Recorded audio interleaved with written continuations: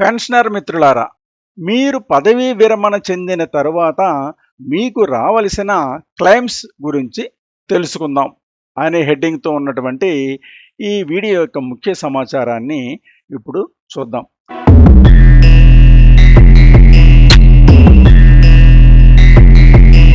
Hi friends, మిత్రులందరికీ Saibabji pensioners info hub కి స్వాగతం. ముందుగా మీ అందరికీ ఒక విన్నపం, నా ఛానల్ ని మరి వేలాది మంది వీడియోను చూస్తూ ఆదరిస్తున్నారు. అందుకు మీ అందరికీ కూడా నా యొక్క హృదయపూర్వక కృతజ్ఞతలు ధన్యవాదాలు తెలియజేస్తున్నాను. అయితే నా వీడియోస్ ని చూసిన వారు వేలాది మంది ఉంటే మరి అందులో సబ్స్క్రైబర్స్ మాత్రం 2500 మందే ఉన్నారు. యూట్యూబ్ వారు నాకు ఒక రిపోర్ట్ ఇచ్చారు. నా వీడియోస్ ని చూసే వాళ్ళు సపోజ్ 100కి చూసినట్లయితే 100లో 80 మాత్రమే సబ్స్క్రైబ్ చేసిన వారు ఉంటున్నారు. మిగిలిన 92 మంది సబ్స్క్రైబ్ చేయకుండానే చూస్తున్నారు. అయితే మీరు సబ్స్క్రైబ్ చేసినప్పుడే ఒక ఛానల్కి ఎక్కువ మంది సబ్స్క్రైబర్స్ ఉన్నప్పుడే ఆ ఛానల్ మనుగడ ఉంటుంది. భవిష్యత్తులో నేను అనేక వీడియోలు మీకు మరి ఇవ్వడానికి వీలవుతుంది, లేకపోతే ఛానల్ మూసివేయడం జరుగుతుంది అనమాట. కాబట్టి దయచేసి మీరందరూ కూడా సబ్స్క్రైబ్ చేయండి. నేను అనుకోవటం మీకు సబ్స్క్రైబ్ చేయటం తెలియక కాదు, ఎలా చేయాలో తెలియక మీరు ఇబ్బంది పడుతున్నారు నాకు అర్థమవుతుంది. కాబట్టి అటువంటి వారు మీ ఇంట్లో ఉన్నటువంటి పిల్లల్ని కానీ లేకపోతే మీ మనవల్ని కానీ సంప్రదించి నా ఛానల్ సబ్స్క్రైబ్ చేయండి. సబ్స్క్రైబ్ అనేది లైఫ్ లో ఒక్కసారి చేస్తే చాలు. అత్తమాను ప్రతి వీడియోకి అక్కర్లేదు, లైక్ మాత్రం అత్తమాను చేయాలి. ప్రతి వీడియోకి లైక్ చేసినప్పుడే ఆ వీడియోలో ఉన్నట్టు కంటెంట్ అవసరం ఎవరికైతే ఉంటుందో వాళ్ళకి ఆ వీడియో చూపించబడుతుంది అనమాట. అందు గురించి మీరు నా యొక్క ఛానల్ని సబ్స్క్రైబ్ చేయండి, అలాగే లైక్ చేయండి, అలాగే మీ యొక్క వాల్యుబుల్ కామెంట్ని కూడా ఇచ్చినట్లయితే మరి మన యొక్క ఛానల్ అభివృద్ధి చెంది మీకు నేను నిరంతరాయంగా సేవలు అందించడానికి వీలవుతుందని నేను మరొకసారి విజ్ఞప్తి చేస్తూ అసలు విషయంలోకి ఇప్పుడు వెళ్దాం రండి. సాధారణంగా రిటైర్ అయిపోతున్నాం అంటే చాలామంది రిలాక్స్ అయిపోతారు. మనకి పెన్షన్ వచ్చేస్తుంది, గవర్నమెంట్ క్యాలిక్యులేట్ చేసి పంపించేస్తుంది అని చాలామంది రిటైర్ అయిపోతారు. అయితే ఇక్కడ ఒక ముఖ్య విషయాన్ని చాలామంది గుర్తుంచుకోవాలి. మనం సర్వీస్లో ఉండగా వచ్చేటటువంటి డిఏ ఎర్రర్స్ కొన్ని ఉంటాయి, అలాగే ఏపీజీఎల్ఐ క్లెయిమ్స్, జేఏఎస్ క్లెయిమ్స్ రావాల్సినవి ఉంటాయి. ఇలాంటి విషయాలన్నిటికి సంబంధించినటువంటి డాక్యుమెంట్స్ మనం జాగ్రత్తగా దగ్గర పెట్టుకోవాలి. అలాగే ఫ్యూచర్లో అంటే ఎరండ్ లీవ్స్, పే లీవ్స్ గురించి మరలా మనం క్లెయిమ్ చేయవలసి ఉంటుంది. హైక్ అవుతుంది కదా, డిఏ హైక్ అయినప్పుడు ఆ ఎర్రర్స్ అది కూడా క్లెయిమ్ చేసుకోవాల్సి ఉంటుంది. అటువంటి వాటి గురించి మరి మనం కొన్ని డాక్యుమెంట్స్ అయితే జాగ్రత్తగా పెట్టుకోవాలి. ఇప్పుడు ఏ డాక్యుమెంట్స్ని జాగ్రత్త పెట్టుకోవాలి అనేది సవివరంగా చూద్దాం రండి. రిటైర్డ్ ఉపాధ్యాయులకు ముఖ్య సూచనలు. మీరు పదవీ విరమణ చెందిన తర్వాత మీకు రావలసిన క్లెయిమ్స్ గురించి తెలుసుకోండి. మీకు సంబంధించిన అన్ని డాక్యుమెంట్స్ తప్పనిసరిగా భద్రపరచుకోండి. అంటే మనం భద్రపరచుకోవాలటువంటి రిటైర్మెంట్ ఫైల్లో ఉండాల్సిన డాక్యుమెంట్స్ ఏమేమిటి అనేది ఇప్పుడు 1 by 1 చూద్దాం.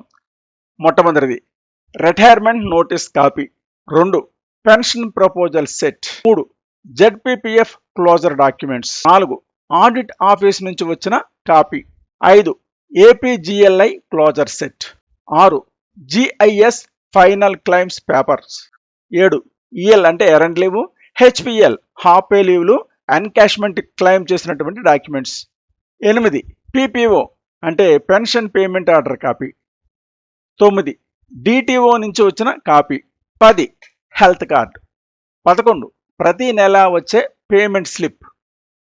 అంటే ఈ పేమెంట్ స్లిప్ని ప్రతి నెల డౌన్లోడ్ చేసుకుని మన యొక్క మెయిల్లో సేవ్ చేసుకుంటే సరిపోతుంది.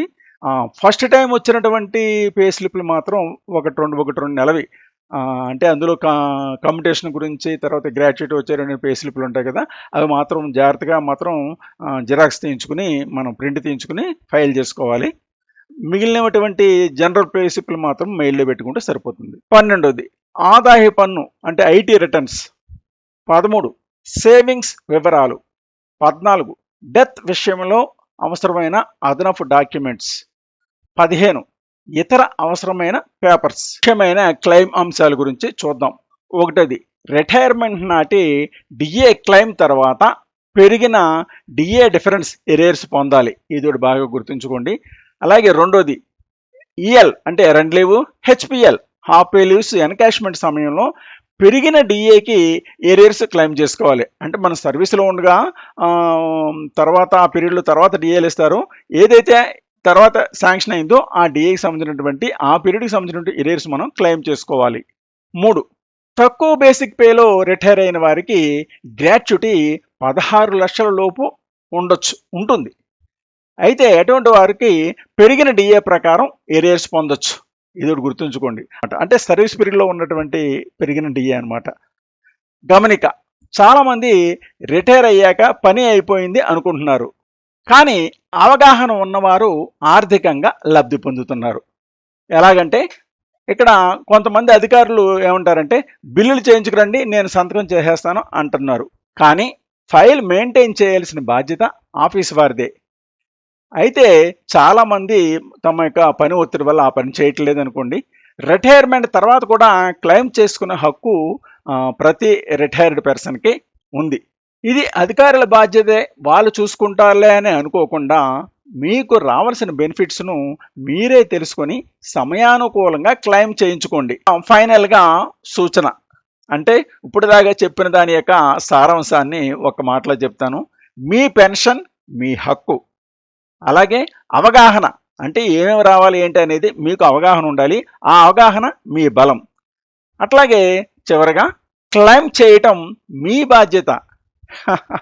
మిత్రులారా గుర్తుంచుకోండి, మీరు క్లెయిమ్ చేస్తేనే మీకు రావాల్సినటువంటి ఎరియర్స్ వస్తాయి. అంతే తప్ప మనకేం తెలియదు అని అనుకుంటూ కుదరదు. మీకు తెలియకపోతే మీ తోటి వారిని అడగండి, మరి తెలుసున్న వారి దగ్గర ఆ సబ్జెక్ట్ తెలుసుకోండి. ఇది మిత్రులారా, ఈ వీడియో కనుక మీకు నచ్చినట్లయితే లైక్ చేయండి, షేర్ చేయండి, అలాగే మీ యొక్క వాల్యుబుల్ కామెంట్ని కామెంట్ బాక్స్లో ఉంచండి. అలాగే నా ఛానల్ మొట్టమొదటిగా చూస్తున్నా లేదా ఎప్పటివరకు సబ్స్క్రైబ్ చేయకపోయినా దయచేసి నా ఛానల్ని సబ్స్క్రైబ్ చేసి నాకు ప్రోత్సాహాన్ని ఇవ్వాల్సిందిగా కోరుతున్నాను. ఇంతటితో ఈ వీడియోని ముగిస్తున్నాను. త్వరలో మరి ఒక కొత్త వీడియోతో మీ ముందుంటాను. అంతవరకు బాయ్ బాయ్.